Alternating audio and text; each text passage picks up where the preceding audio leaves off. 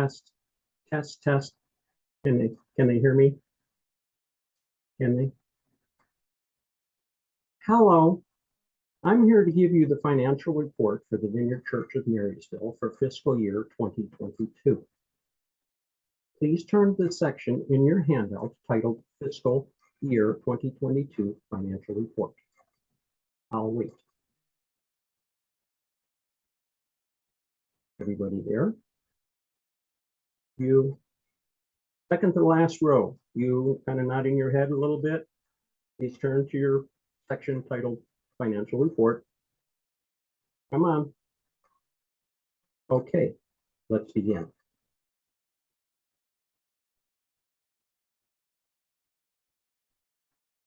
I know, it's me. Conrad asked me to go over the financials for the first half of 2022 to give you an idea where we are in our financial status for the church. And you have some numbers in front of you, 3 tables actually, that I've prepared for you, just to give you an idea of where we are, where we're going, things we're concerned about, things we're not so concerned about, maybe a little happy and uplifting. So just wanted to bring everybody up to speed on that. So let's go over to the report. I've got it here on the screen.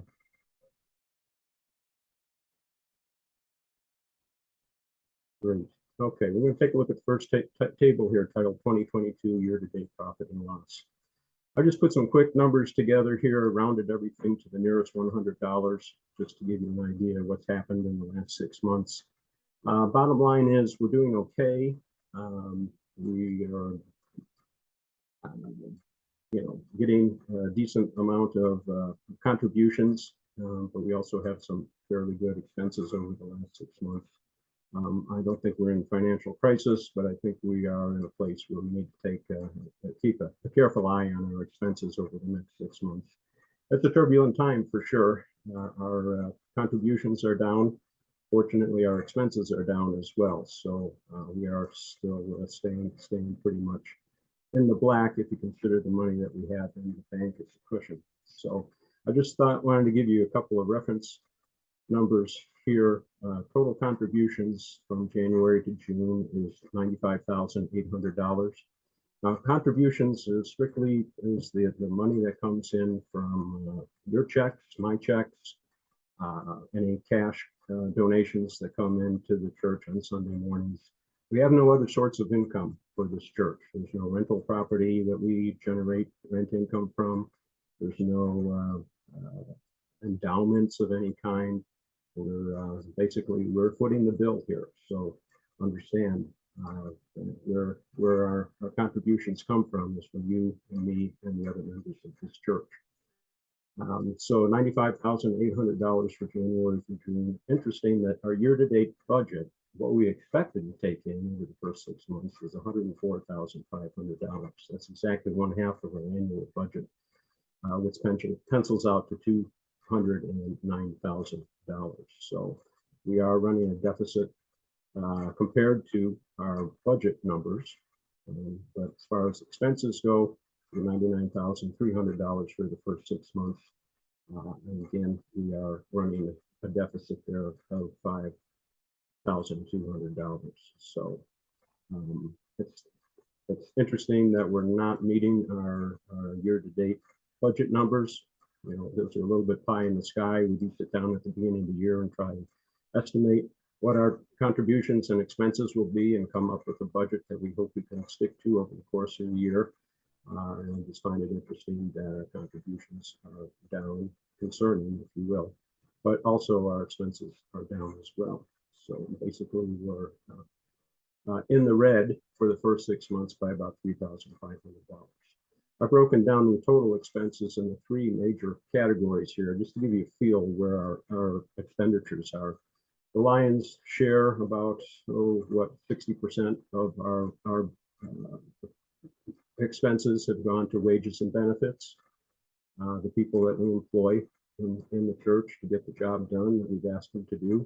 Ministry expenses come in at about $15,600. These are all our different ministries, children's ministries, youth, our overseas ministries, but also the monthly dues, if you will, that we give to the Vineyard USA to be a part of the association.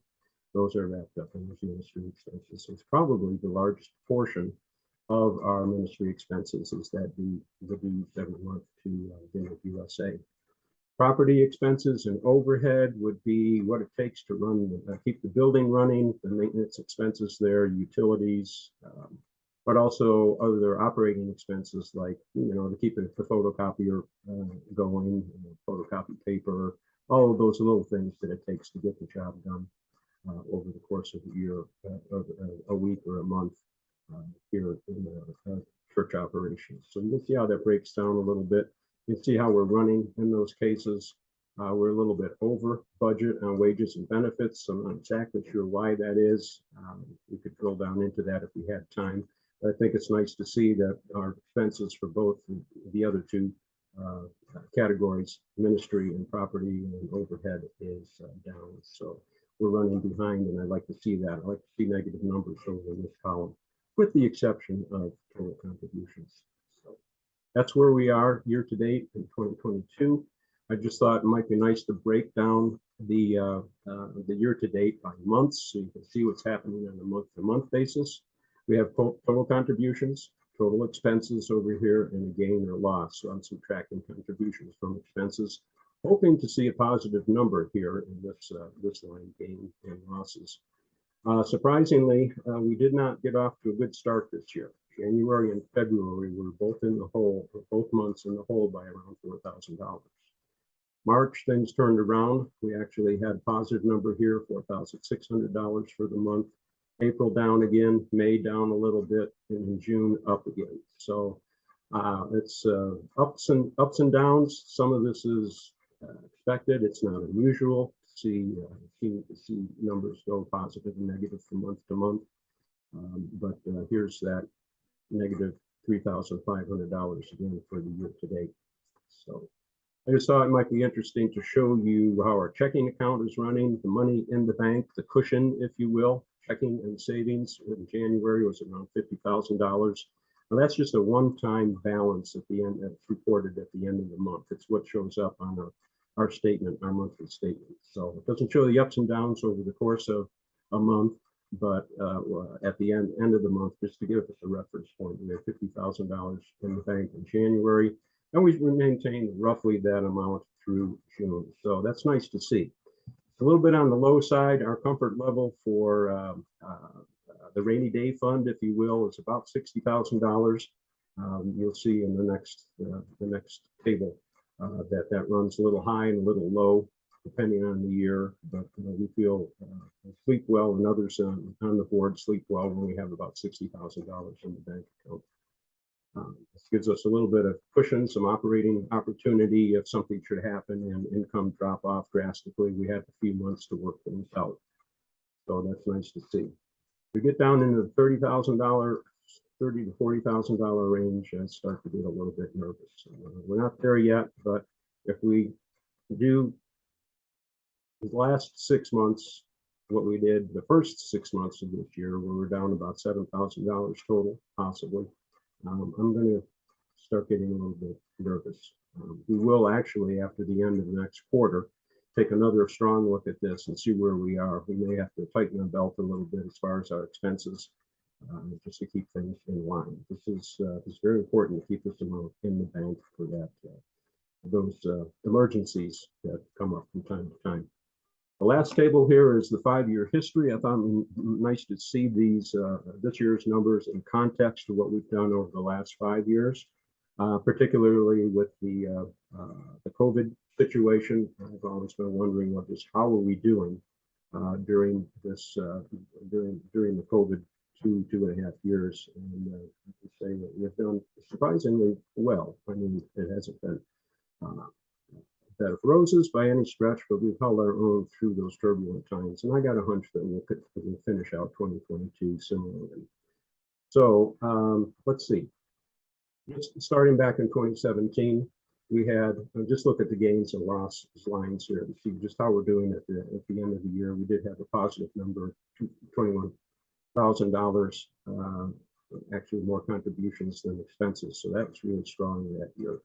2018 was a little bit different. It started out strong, but ended up with a deficit of $41,000. There's some reasons for that I won't go into for the sake of time here. We knew this was going to happen. We were willing to let it happen. Notice that checking and savings were still had over $40,000 in the bank. So we had some good cushion there. There were some things that we were doing that caused these numbers to fall this way. But again, we knew it was going to happen, and we weren't terribly upset or concerned about that. It wasn't a surprise by any stretch. 2019, we did have a deficit of $5,000 at the end of the year. Took that out of our savings. You can see there was a drop dangerously into the below $30,000. Again, that makes us a little bit nervous, but we did have some other news, some other things going on that we weren't really upset about this number for 2019. 2020, the start of the pandemic, we actually had a net gain for the year of $29,000, and pretty solid number in the bank. 2021, a little bit less gain, but still in the positive, which I'm happy to report, and also a nice bit of cushion in the bank that year. And then by comparison, what we have to date for 2022, we're down a little bit here, about $3,500, but we still have a good cushion in the bank. If we ended up with a negative this year, somewhere around in what we had in 2019, I think we'd be doing okay. Again, we are keeping an eye on things. We're going to make changes if necessary in the next few months if things continue to look a little bit dim. The last line here is our mortgage. We only have one long-term debt situation, and that is our mortgage. We owe nothing else to anybody. Short-term, you've got your credit card bills, the utility bill, and your payroll, and so on. But long-term, we just have a mortgage payment, which we faithfully pay each and every month. We are 20 years into what started out as a 30-year mortgage. 20 years ago, we decided with the first check that we sent to our lender to add an extra $100 per month to the principal. And we've done that faithfully each and every month over the last 20 years. The advantage there is we've shortened the term of our loan to about 25 years. So we have roughly 5 years, maybe 4.5 years left on this loan. We only have an outstanding balance of $45,600 on that mortgage. Interesting that we've got enough in the bank. If we wanted to tomorrow, for whatever reason, we could write a check and send that to the lender and pay off our mortgage, and we'd own our building outright. Of course, it'd be a little thin, cutting close to the quick. We wouldn't want to do that necessarily, but I think it's nice to know that this is the kind of situation we're in. Our building value, we actually insure it for about $950,000. The contents of the church, all the chairs, the desks, lighting, the sound equipment, all of that is valued at about $50,000 for insurance purposes. If we had to have a fire sale tomorrow, list everything on eBay as far as the contents and put our church property on the market, we'd probably look at a value of around maybe $400,000 for the property and $25,000 for the content. So that's pretty strong equity that we have versus what we owe right now. So we're in a strong long-term financial picture as far as that goes. And we're just looking short-term at a little bit of an expenditure problem that I think that we can resolve if we keep our attention on these things. So that's where you have it for 2022 so far. We'll be checking back in, and I hope we can check back in with you later in the year. Certainly, if you would like to see the books in detail, they are open and available, and you could at any time stop in the office to look in on those and ask any questions. So with that in mind,